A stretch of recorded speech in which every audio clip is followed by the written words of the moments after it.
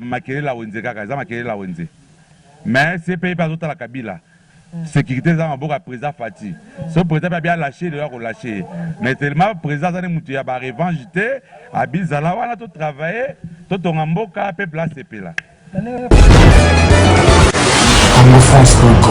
président a pesi bango chance tu es bien que bato ba sala mabe belé na pays premièrement la président Sénat aura une décision mon côté sur République à Congo aza deuxième représentant à Congo mais aura décision mon côté au président qui ministère de la justice mais azali président suprême na kati ya Congo yom aura décision sika ya suka ministre akobeta marto bakanga moto mais so président biba bima akosani ya robima donc to banga to babilo amike miki ante président masoni azo sala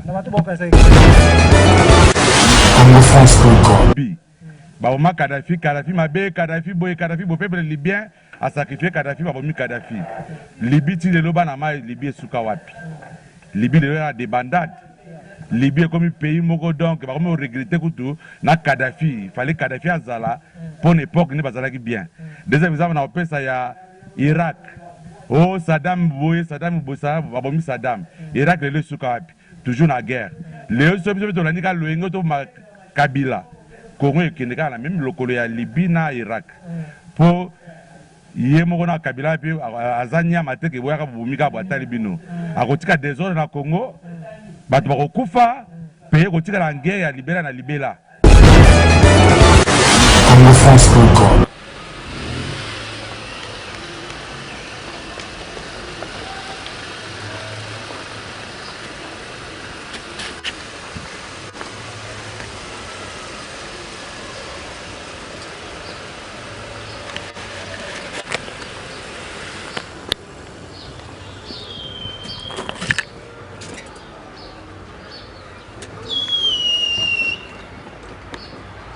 balobini ni oza mishokoto oza mishokoto tombono ne ozoya oza na émission mona yo moi loba pona bana mboka tu es poto bela mboka ya Congo quoi tu es to lobela to expliquer pour ba nungu eza ebele ba tu vas comprendre mambele na mboka confusion eza ebele ozo comprendre président président to kene kona to solo mboka en tout cas na CPL merci beaucoup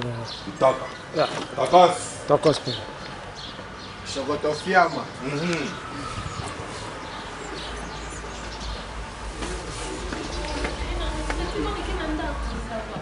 Merci beaucoup, mesdames, mesdemoiselles et messieurs, chers amis fidèles téléspectateurs de la 3xw.congofrance.com. Merci parce que vous êtes nombreux. À travers le monde en train de nous suivre, à travers cette émission, Tous Solo la Pona Congo, présentée par votre humble serviteur Yannick Wenge, Moto Atona na Kibonzambe, Tozo Solo la Maramambo, na Biso Congo, na Katia émission, Tous Solo la Pona Congo, avec moi, Namboka, les millionnaires vivant ici à Johannesburg. Nous sommes les jeunes millionnaires avec lui vraiment tout sur la Marambou. Yamboka Nabiso. Mesdames, mesdemoiselles et messieurs, je vous présente déjà mon invité, M. Kotofiam. Bonjour, mon frère. Bonjour. Santé comment?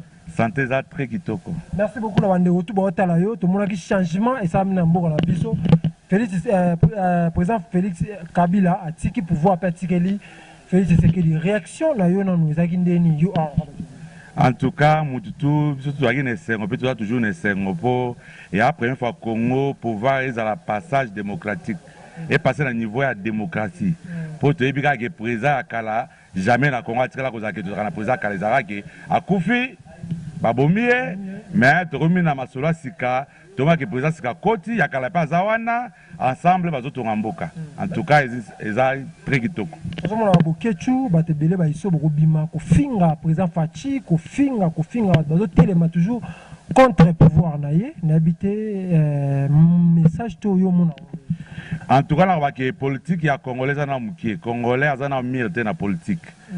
Pour ce que l'on dit bien, le président a l'initiation est bien, on dit que le travail du président a calapon à paix à peuple congolais, paix avancement à Congo.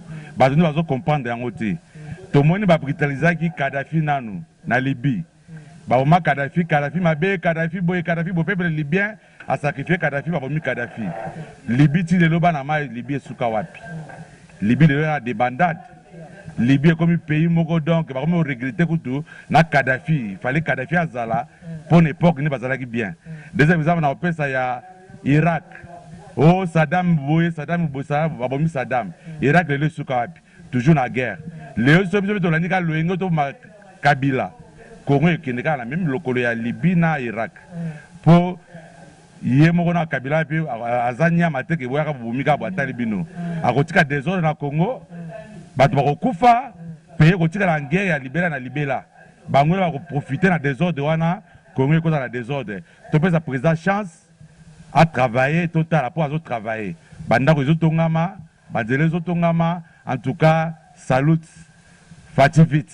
Merci beaucoup président. Le lot baleli makasi mutazaki muta bombarda avion na ba civil ba leka aza lelo en tête ya Sénat na biso tamu mwamba baleli makasi balobi président Félix ateki mboka epa ya Kabila na bité okolo ba. Wana penza na ndenga na compagnie masolo ya mboka président apesi bango chance. Tu es bien que bato basala mabe belé na pays. Premièrement la président Sénat aura décision mokoté sur République ya Congo. Aza deuxième représentant à Congo mais aura décision mokoté. Au président qui ministère de la justice.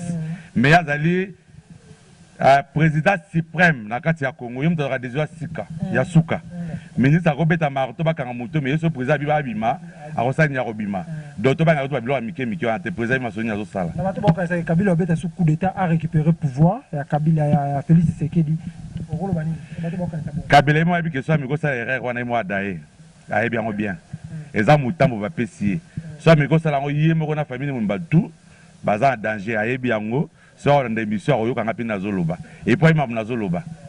Merci beaucoup président Oza Congo France monde entier ba la biso na minicho partout ba la biso na minicho la muka gene na réunion moi mbutu ba absence abatu mususu to ebite soyi la muka e panzani to zo ba position na ngote lilo ba ni le rolo ba na la muka bato bazo télémela pouvoir il y a président Fachi lilo ba na yo rolo des pour bato la muka na koloba ke ba sala ki mission na bango ba diviser Congo avec complicité ya Mindele mais nzamela likolo tema lingi Congo et simbité. Il y a un moment où la mouka nous de gauche à droite. Il y a une trahison et à présent Fatina Genève surtout l'andaki bango. Ba beti ba biloko na bango, ba sele ba jeune na bango mais nzamba contredire bango, ba banjo panzala moko. Ba nyamusi ba kimi, ba matungulu ba kimi, ba na ba kimi, nde ba ko panzala moko po de Moïse ana na sima Tshisekedi. Vous comprenez? Azana lokola koba na kati ya poso mais yemo ka bi vérité na ye. Donc Moïse azana sima ki se. Azana sima ya président Tshisekedi. Azongi na Congo grâce à Tshisekedi. Tout le bateau. Faut la vérité. Vous comprenez? Bango tout la Congo nous avons la possibilité de n'importe quoi. Tout le pour président que tout le monde est libre. Il y a que ça l'expression, il y a pensée nae. Il y a ngoana. Merci beaucoup. Aujourd'hui banini to to beta disolo Moïse Katumbi. Moïse Katumbi qui na Tanganyika place Zoé Kabila leki Kabila za gouverner empêcher ya kitate a compliquer ye na éviter yo au mona gonde to ko lo bani par rapport à empêchement Moïse Katumbi Tanganyika te babilo wana ni bazo wana ba tout moko foto kanga ba na maboko peuple Tanganyika na alingi na Zoé te tout le monde aye bien ngo ba telemaki ba salaki ba marche ti batindaki général tango misa kitakuna pona ko doser peuple pour peuple abi balingi ete même français bi koloba te so bon discours na salaki do azo ko kata ko prononcer ba mot français te vous comprenez ba tout monde ba se poser par force mais malembe ba ndoko sauter moko.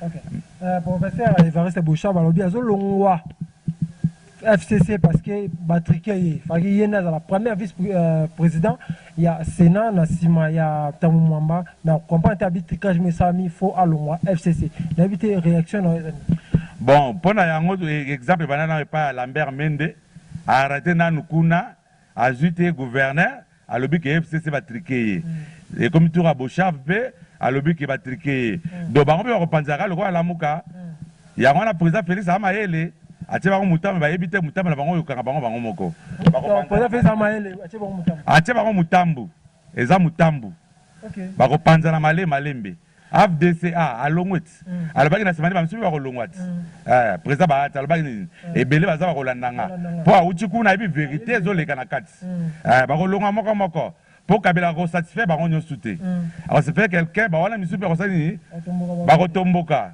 l'État congolais millionnaire au vana na mboka wa Afrique du Sud ozo senga Kabila azala na Congo avanda na eka bongo tozo senga abima Congo azali banda Congo tika président Fachi asala musala na kinenga te batika Kabila za milliardaire Kabila na mbongo ebele Congo azala besoin mbongo na Kabila za nango ya ma président Fachi baki ba onso bazwa mbongo ya Congo Bah que bon les Congolais faut les Congolais. À la seconde on déjà le discours ne sont pas dans le discours à Congo. Donc Kabila ça président Fatou ça maïla garder pour les milliards naé peuple congolais a profiter nango. So botina les bana mondial doit profiter nango. Donc ezali que azala wana ndi. CPI ba ça te wana za makelela wenze kaka za makelela wenze. Mais CPI pas d'autre la Kabila. Sécurité za maboka président Fati. So président bien lâché de relâcher. Mais tellement président ça ne mutu ya ba revanche te abizala wana to travailler to tongamboka peuple la CP là. Fati a tiré FCC mo ba ministère belé ba te belé ba tombo ki on a Kinshasa ba lobi mabe fait côté pour soulèvement populaire salama yo mono mabe. En tout cas wana za vraie question tuni penza question malamu. Ndangina ta mo éclaircissement ces questions wana. Au moni constitution ya Congo nanu mutu aza na droit ya gouvernement eza bato baza majorité na parlement na sénat toyokotala ke biso mpe le Congo toyaki aveugle toyebaki yango te totali kaka présidence tobosanaki ke parlementaire mpe eza très makasi na kati ya constitution na biso siko so tolandi vérité mutu aganye parlementaire eza FCC a gagné par gouvernorat a gagné Sénat a gagné partout aux Hollanda donc la minute on donne droit au gouvernement c'est FCC c'est le gouvernement congolais où il a dit la constitution atala donc ce que le président Fatia a dit le Koleka a eu quand même 23 postes mais normalement il fallait avoir poste de mon côté normalement c'est la constitution quand chaque chose a poste de mon côté mais à quel moment il y a un système de coalition ça veut dire qu'il faut que la poste quand même 23 wana eza ebele faut to sepela. Mesdames, demoiselles et messieurs, comprenez que bato mboko misusu bana mboko babibe mamba politique na kasa que président Robert moi libano mais on senti yo oza mwana nzela olandela mamba politique lokola bato misusu te na kasa mboko poto ka bana yo un mot pour ba congolais ba otala biso sikoyo message eza nini na ba congolais ba otala biso partout ba se désespérer ba bimboko na biso c'était kami.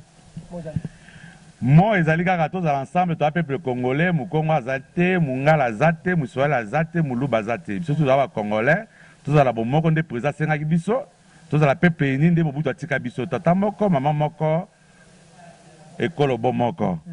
Et l'autre aussi, à tous soutenir président Nabiso Yassika, tu peux ces chances à travailler.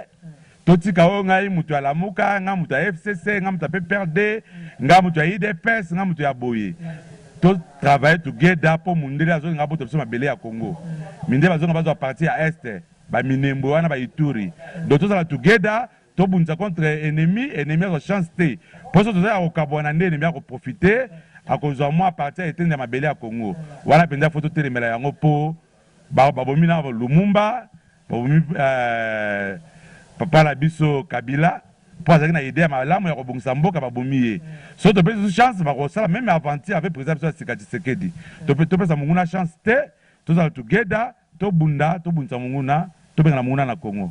Merci beaucoup, président Michel Rotofian. Tu es dans le solo, il y a force vive de la RDC, société civile Moroye Awa, na kati ya Fodisi, na habité réaction za nini, bomona ka onde nini, lengi société civile wana e na ndeka na ota koloba na bito zala together bomoko to soutenir mwana mai Lucien Luciana na initiation ya nango ya malamu ya société civile po ya onde kolandela ozai o apoma ngunda akolandela yo o apoma passeport akolandela yo bakango illégal akolandela yo ya wana to zala together to sunga mwana mai akota numéro ya téléphone wana problème obengi numéro wana akoedo mikanda ya yo na famille ya mwasi na bana ya mboka oyo ozala quand même quelqu'un reconnu dans la mboka bapaya.